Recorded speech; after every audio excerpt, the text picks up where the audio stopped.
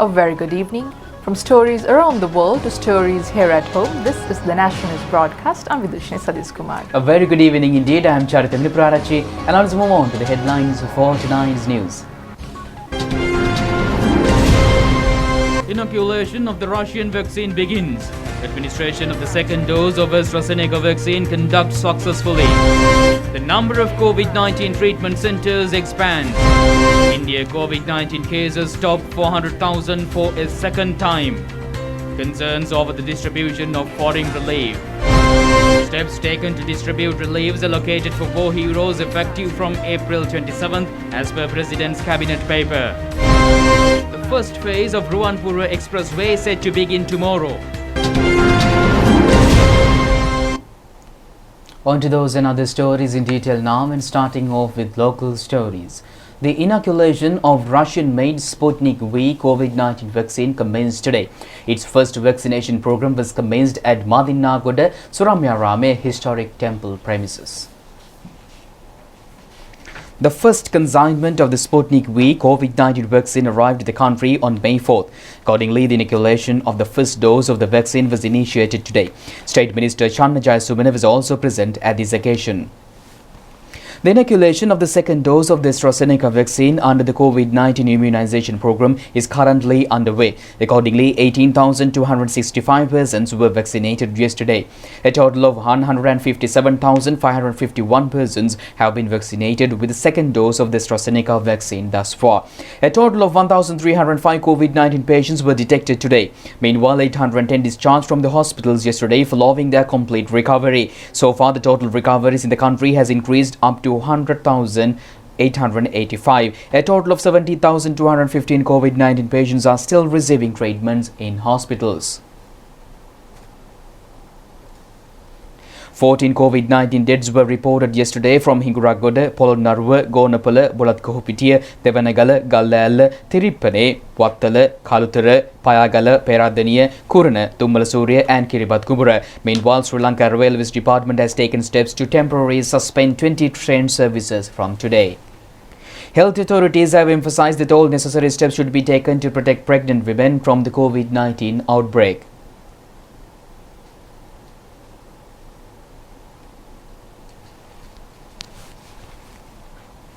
Also, a decision has been reached to suspend entry of all passengers arriving from India into Sri Lanka with immediate effect. Civil Aviation Authority has said that the relevant decision was reached considering the prevailing COVID-19 situation in the country. However, the authority said that the passengers arriving from India have been permitted to use Katunaik International Airport as a transit to travel to another country.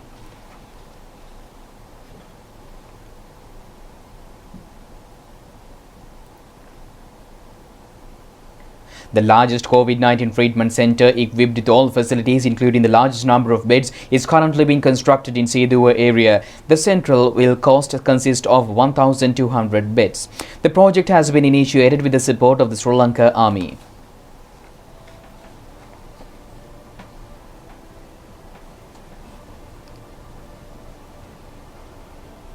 However, to cater for that, the army, we came forward and we have created many ICUs, and we are trying to assist and support the health to make sure that not a single patient will be on floor.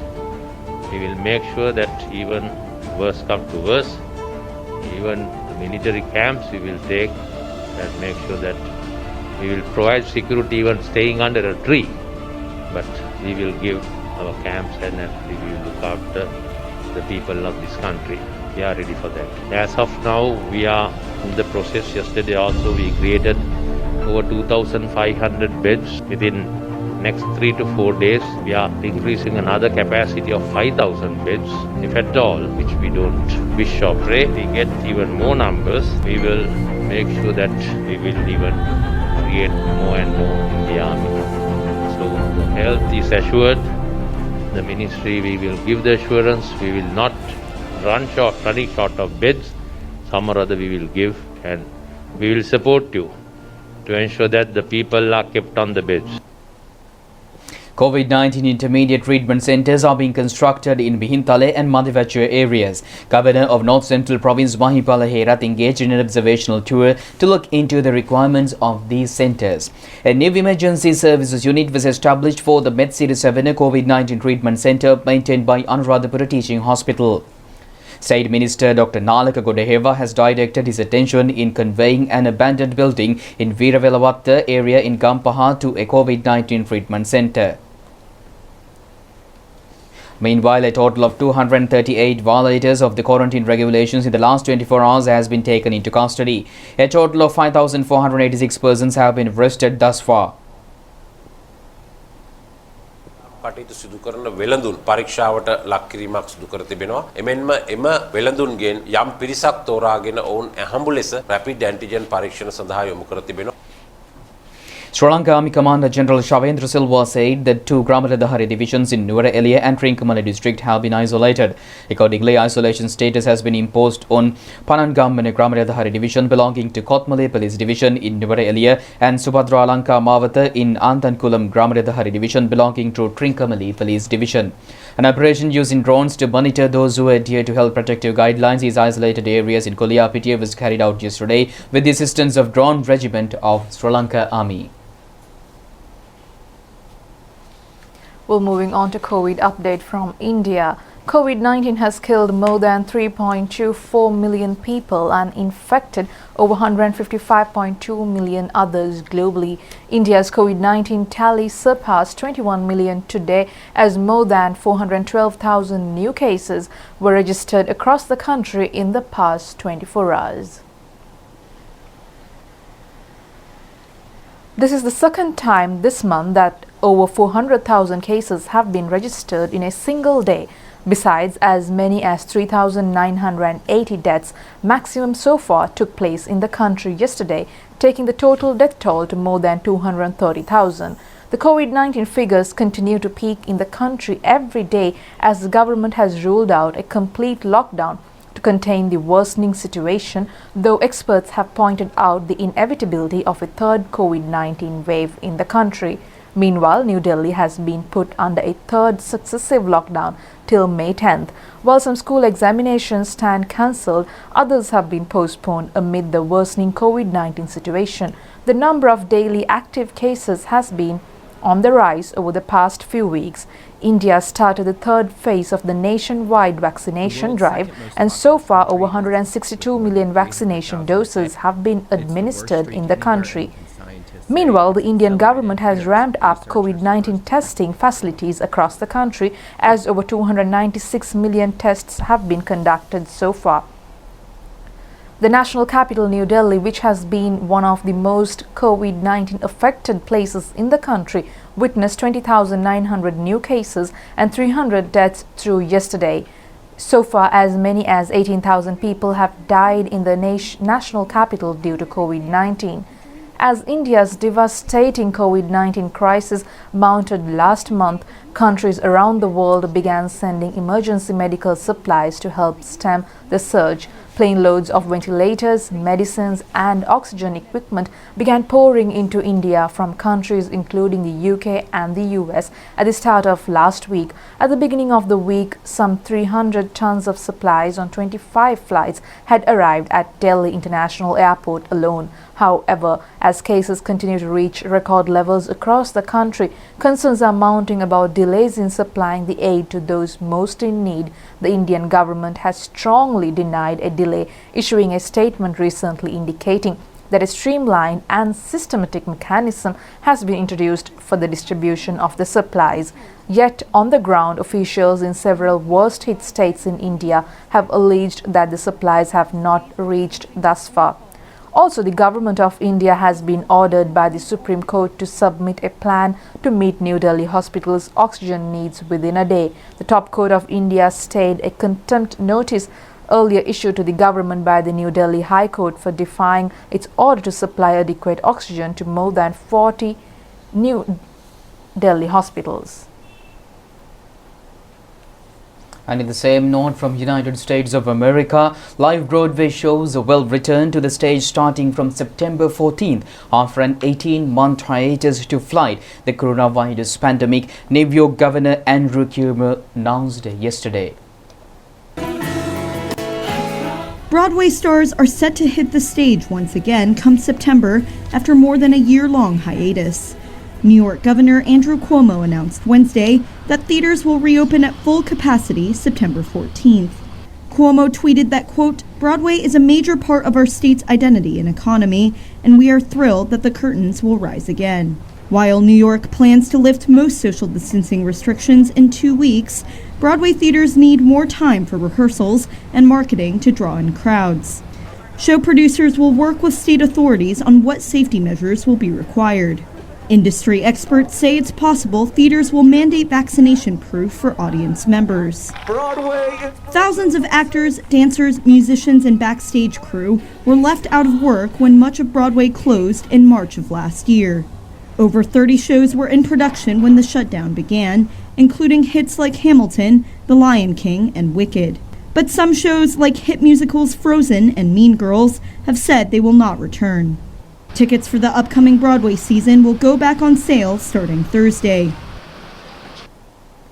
Sri Lanka Association of Government Medical Laboratory Technologists has said that the reports of the PCR tests for COVID-19 cannot be altered due to political or any other influences. President of the association, Ravi Kumudesh, said that no such influence has yet to affect the results of the reports. President of the Sri Lanka Association of Government Medical Laboratory Technologists, Ravi Kumudesh, confirmed that the PCR reports issued from the state laboratories are 100% verified and no political or any other entity can interfere the process and alter the official results of the reports. He said that no political interference has been made to present favorable reports to alter the results or to reduce the number of PCR tests being conducted in the country. He added that the media releases on COVID-19 patients in the country comprise of 3-day prior information.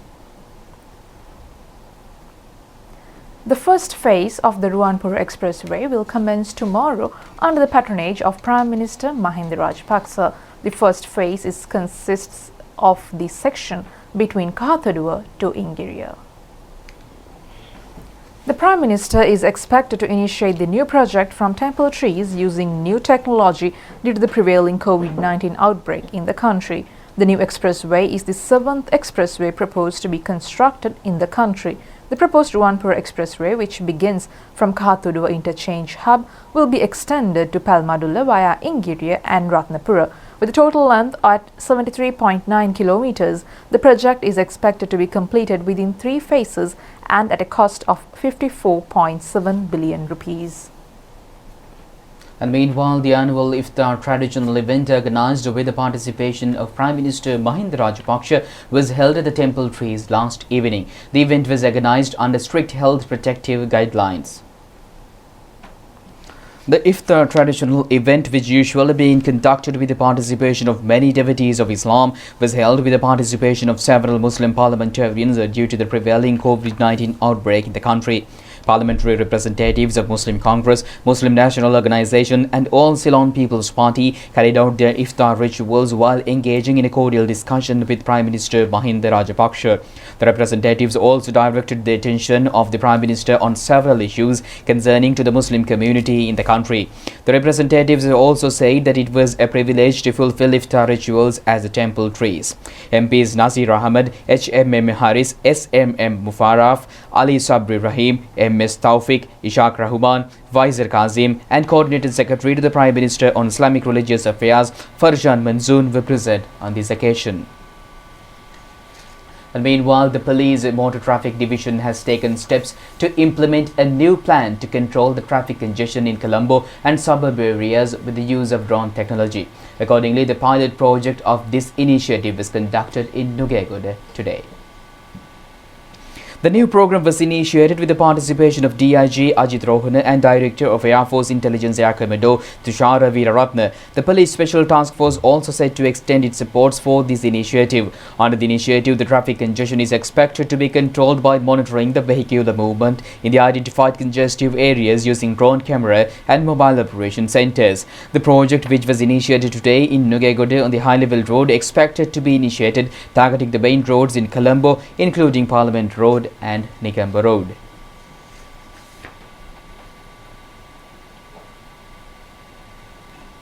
Speaker Mahinda Abeyewardene has received the determination of the Supreme Court on the Colombo Port City Economic Commission draft bill today, according to the Speaker's media unit.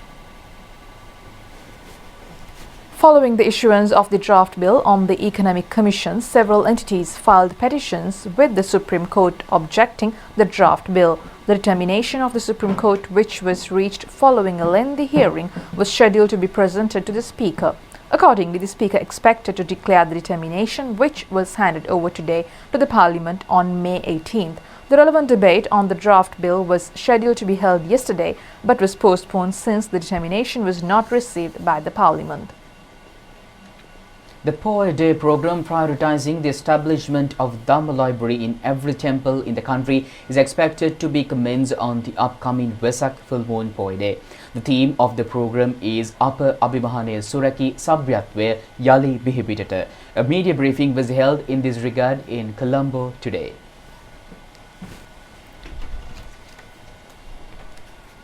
Commissioner General of Buddhist Religious Affairs Sunandakarya Peruma said that the entire world has been grappled with the COVID-19 crisis situation. He said that the Ministry of Buddha Sasana has undertaken many initiatives to face the pandemic situation while enhancing the mentality of the public. He added that this new initiative is a timely effort from the Government Medical Officers Association. He said that this initiative can be successfully accomplished together with the temples, the Sabhas and the Buddhist community. Plans have been made to conduct a special puja to invoke blessings for the safety and protection of the global community amidst the COVID-19 crisis situation in all religious establishments at 5:46 p.m. on May 8th. The main religious event of the program, titled as Vishwa Ashirvada Horava, will be held at the Gangaramya Temple in Colombo. A media briefing in this regard was held in Colombo today. Commissioner General of Buddhist Religious Affairs Sunandakarya Peruma said that this program, which is a concept of Prime Minister Mahinda Rajapaksa, is an effort to invoke blessings for the safety and protection of the global community amidst the COVID-19 pandemic. Accordingly, he said that this program will be held across the country at the same time to invoke blessings for the entire world under the leadership of the Mahasangha and other religious leaders. Venerable Dr. Kirinde Asaji Thera, Venerable Gonoduwa Gunananda Thera, Reverend Father Dr. Sister Nicholas Kulasurya, Reverend Dr. Ramachandran Iyer Veerapandian Iyer Kurukal, Al-Hajj Hassan Maulavi, Director for Christian Religious Affairs Chaturi Pinto and Director for Islamic Religious Affairs Muhammad Ashraf were present at this occasion. And the religious programs to invoke blessings taking place across the country will live broadcast on the national television. And meanwhile, the government has taken steps to distribute cabinet approval reliefs for the dependents of the deceased and disabled war heroes due to terrorism-related issues effective from April 27. The cabinet approval was granted for 2 cabinet papers consist of 7 proposals presented by the President to facilitate reliefs for war heroes. The war heroes sacrificed their lives and limbs in order to create a free nation for all segments of the country. Therefore, President Gotabaya Rajapaksa, through the Vistas of Prosperity policy statement, emphasized on the need to provide facilities to the war heroes in fulfilling government's duty and responsibility towards them. The President has instructed the Ministry of Defence to take necessary steps to provide the proposed reliefs from the approved date. Accordingly, widows of the tri-forces of police personnel deceased due to the terrorism-related issues will receive the entire salary and other allowances allowances entitled till the completion of their retirement age of 55 years throughout their lives. The parents of the tri-forces or police personnel deceased due to terrorism-related issues will receive a monthly allowance worth 25,000 rupees following the completion of their retirement age of 55 years. The dependents of the members of the tri-forces and the police who had left the service due to disabilities occurred from terrorism-related issues will continue to receive the entire salary and other allowances following their demise. Steps have been taken to continue the payment of salaries and allowances for the members of the tri-forces and police who have deceased or disabled from other duties apart from terrorism-related incidents and their dependents after a committee inquiry into the relevant incidents. The efficiency of the face protective mask invented by a group of scientists from the University of Peradeniya was observed by Minister Bandula Gunawardena today. The face protective mask was invented by a group of scientists led by Professor Gamnu Rajapaksa. The necessary clothing for the masks is being produced at a factory in Biagama. Accordingly, the minister engaged in an observational tour at the factory. The minister pointed out the essential need in issuing more stocks of the new health protective face mask to the market considering the present demand for the product.